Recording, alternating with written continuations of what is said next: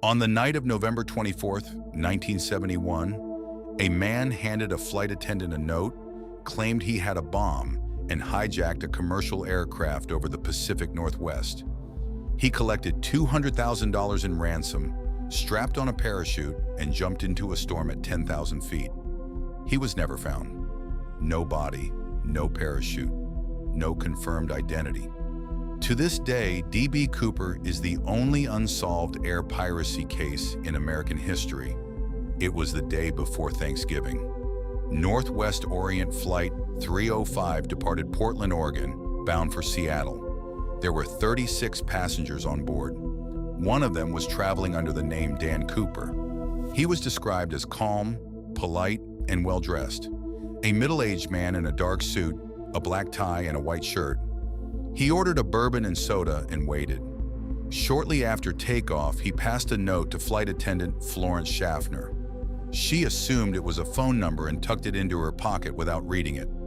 He leaned over and told her she should look at it. The note said he had a bomb. He opened his briefcase briefly to show her what appeared to be red cylinders, wires, and a battery. He was not aggressive. He did not raise his voice. He told her to sit next to him and relay his demands to the cockpit. His demands were specific: $200,000 in unmarked $20 bills, 4 parachutes, 2 primary, 2 reserve, a fuel truck standing by in Seattle, and a meal for the crew. The FBI was notified. The airline agreed to all demands. Passengers were told there was a mechanical delay. Nobody on board knew what was happening. The plane landed in Seattle. The passengers were released. The money and parachutes were delivered. Cooper inspected the cash and the chutes, ate his meal, and ordered the plane to take off again. Destination Mexico City, flying low and slow with the landing gear down and the rear stairs deployed.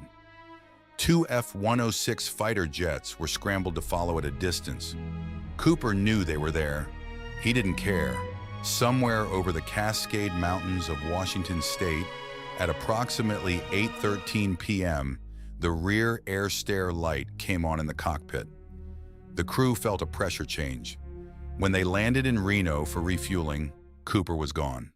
He had jumped into a dark, stormy night at 10,000 feet, in temperatures of -7 degrees, wearing only a business suit and loafers, with $200,000 strapped to his body.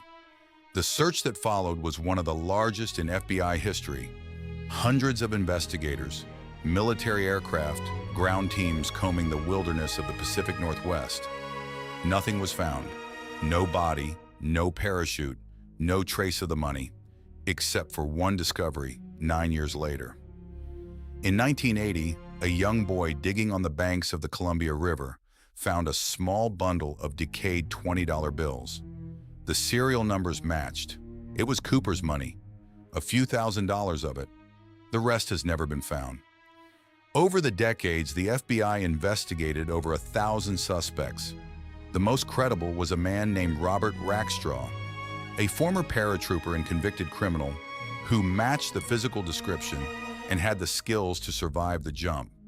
He was investigated twice and never charged. He died in 2019, still denying he was Cooper.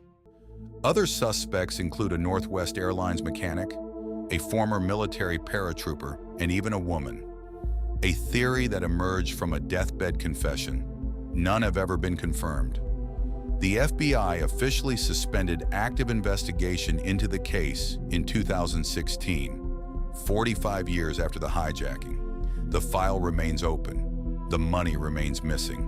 The man remains unidentified. What we know is this: whoever D.B. Cooper was, he planned meticulously.